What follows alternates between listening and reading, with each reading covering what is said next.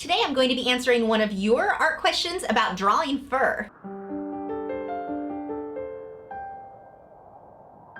Hi, I'm Lisa, the artist behind Lachri Fine Art. Fammy writes, I'm a beginner artist working in colored pencil, and I started out by drawing faces in graphite. Now the problem is I can draw very well human faces and still life, but the detail in animal fur scares me. Even if I do try to draw animals, I can't get the fur texture right. Your tutorials have helped me out a lot, so thank you so much, and please keep making videos. So this is going to be one of those answers that you're probably not looking for, but it's an honest one, so let's go with that. Anything that you're weak at, that you're not super good at, that's what you need to do more of. You need to practice. It all comes down to experiencing it more.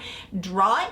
It looks terrible, draw it again. Still looks terrible, draw it again. Should start looking better. Keep drawing it, keep doing it, keep trying. Draw that thing until you're amazing at it. What's happening right now is you don't have a lot of experience with that, and your eye is not necessarily seeing it as it really is. You're thinking fur, I'll make it fluffy or whatever, but you're not really noticing the detail, the way the fur clumps, the clusters, the way the light catches on portions and then it falls within shadow. You're not seeing the details you've got to train your eye to see. And that is going to come from experience. The more you do it, the more you're going to start to notice. Each time that you draw something and realize this is not what I want it to look like, this is not my end goal, step back and really look at what is off, what don't you like. And sometimes it's really helpful, find somebody else who draws fur in the way you like to, or whatever subject that you're struggling with. Find someone else who's really good at it, who's doing it in a style and hitting the light sources, everything is how you want yours to look.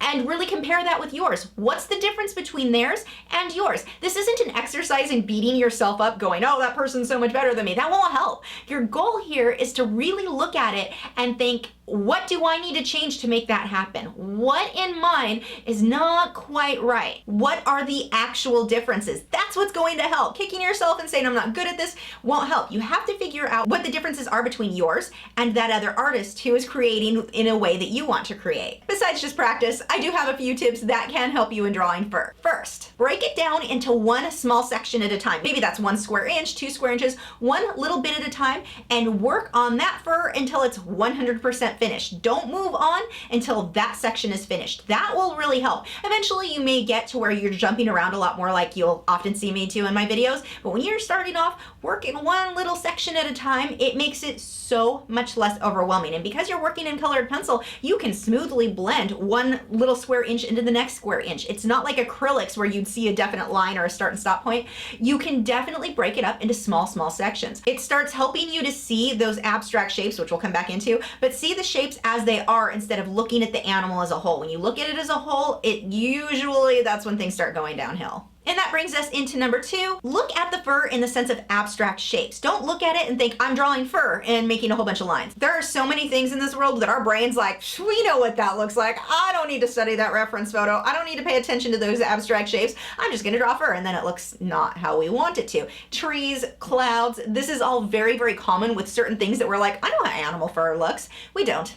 We just really don't. Really study that reference photo, and again, look at the abstract shapes in there. Don't try to look at it as the fur or as the tree as a whole. Break it up into those small sections and really look at those shapes. Then that moves us on to number 3, is to try working upside down. If your brain is determined to tell you, I know how fur looks, we're just gonna do it our way, and of course it doesn't work out that well, flip your work upside down. Sometimes that's all you need to convince your brain to look at the abstract shapes. It's no longer seeing the animal as a whole or the tree as a whole. All of a sudden it's these weird, it flips something in your brain where you're just not looking at it quite the same, but it can make a really big difference in helping you to notice those things that you're not quite picking up on just yet. And the more you do this, the more you practice, you're going to start noticing those details. It just takes the experience and the practice, but using those 3 tips should really help you out. I have a frequently asked questions page over on my website. If you cannot find the answer to your question, there is a section where you can submit your own question to be featured in one of these videos. I will have a card pop up here so you can check that out. Thanks for watching. If you're new to my channel, I have new video critiques every Tuesday where I'm critiquing your original paintings or drawings, my own speed paintings, drawings, and tutorials every Wednesday, art Q&A videos every Thursday, and artist vlogs each weekend. And I've been doing live streams on Wednesday nights, so make sure you join me for that, where we can all hang out and paint or draw. Sometimes it's colored pencil or marker. I'll see you guys in a few days.